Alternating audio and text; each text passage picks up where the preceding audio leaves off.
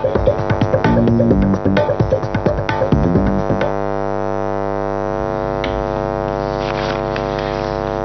के समाचारों के साथ मैं रजनी दुबे।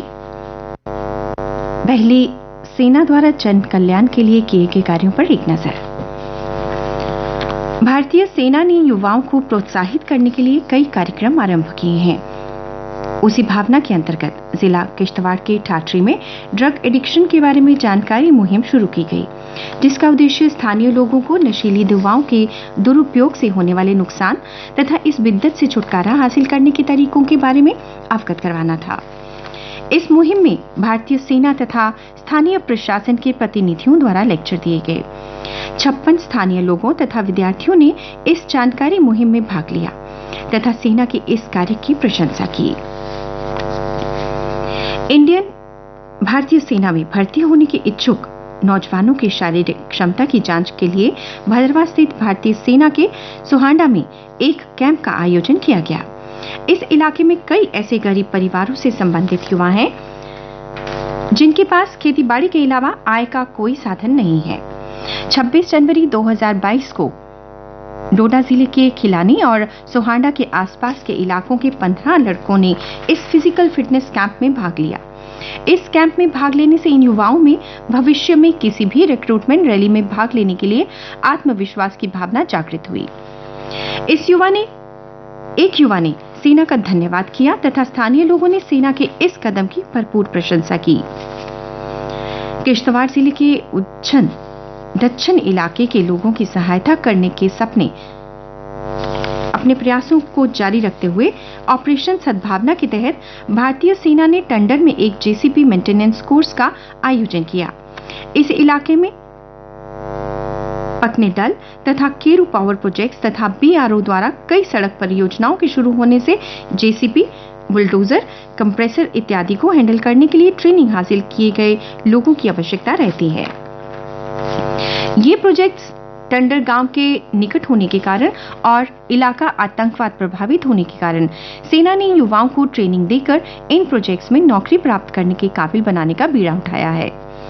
टंडर गांव के 10 व्यक्ति इस ट्रेनिंग में भाग ले रहे हैं, जिनमें एक आतंकवादी मुदस्सिर के परिवार से तथा आत्मसमर्पण किए आतंकवादियों के रिश्तेदार भी शामिल हैं। सेना के प्रयासों की स्थानीय लोगों तथा विद्यार्थियों द्वारा प्रशंसा की जा रही है और उन्होंने सेना का धन्यवाद भी किया है।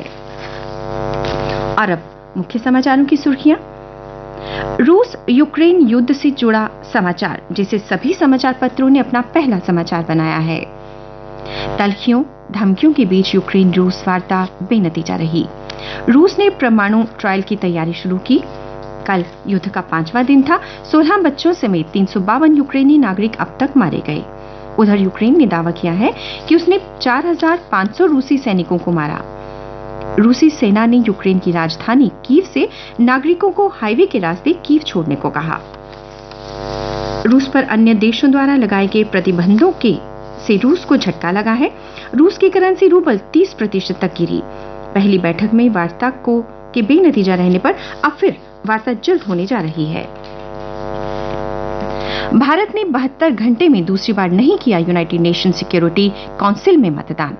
प्रस्ताव पर निरपेक्ष रहकर भारत ने रूस का साथ दिया। भारत ने कहा, वार्ता और कूटनीतिक रास्ते पर लौटने से ही निकलेगा हल और कोई विकल्प नहीं। उधर पुतिन की एटमी धमकी पर विफरी पश्चिमी देश। अमेरिका ने चेताया, कहा रूस बढ़ा तो मजबूरन जवाब देना पड़ेगा। यूक्रेन में युद्ध के बीच फंसे भारतीयों को निकालने के लिए केंद्र सरकार ने कोशिशें तेज कर दी हैं। यूक्रेन के पड़ोसी देशों में जाएंगे 4 मंत्री। प्रधानमंत्री नरेंद्र मोदी की अध्यक्षता में हुई बैठक में ये फैसला लिया गया। इस समाचार को भी सभी समाचार पत्रों ने प्रमुखता से छापा है। अब तक 6 उड़ानों से 1396 भारतीयों को लाया गया है। रेवेन्यू रिकॉर्ड गायब होने के मामले में 2 पटवारी गिरफ्तार। इससे पहले एक तहसीलदार और 3 अन्य को पहले ही गिरफ्तार किया गया है। इस तरह गिरफ्तार किए गए कर्मियों की संख्या 6 हो गई है। इस समाचार को भी पत्रों ने प्रथम पृष्ठ पर प्रमुखता से प्रकाशित किया है। शिवरात्रि के पर्व पर कल शिव भोले की बारात और सज धज के साथ झांकियां निकाली गईं। आयोजन में 1 दर्जन से ज्यादा झांकियां निकाली गईं। कलाकारों ने शिव पार्वती के बारे में विभिन्न प्रस्तुतियों से मनमोहा। आज शिवालय में उमड़ेंगे श्रद्धालु, समाचार सचित्र छपा है। प्रमुखता से छपे अन्य समाचार इस प्रकार हैं। चिनैनी के समरूली इलाके में हाईवे पर दर का पहाड़, कश्मीर समेत रामबन, ढूढ़ा व किश्तवाड़ का कटा रहा सड़क से संपर्क, जिसकी वजह से जम्मू श्रीनगर हाईवे पर हजारों गाड़ियां फंसी हैं। 31 अक्टूबर 2019 से पहले एडवर्टाइज्ड पद वापस लेने पर सेंट्रल एडमिनिस्ट्रेटिव ट्रिब्यूनल ने जम्मू कश्मीर को नोटिस भेजा, 24 मार्च तक मांगा जवाब। बीएसएफ और सीआरपीएफ भर्ती पर सवाल, तवी पुल पर चक्का जाम, पुलिस से हुई धक्का मुक्की, अभ्यर्थियों ने चयन न होने पर भर्ती में धांधली का आरोप लगाया। प्रदेश सरकार मिशन यूथ के तहत 5 लाख युवाओं को रोजगार के लिए यूथ क्लब व अन्य योजनाओं के तहत युवाओं का डेटाबेस अप्रैल के अंत तक तैयार किया जाएगा, जिसके आधार पर उनकी नौकरी की जरूरतों पर काम होगा।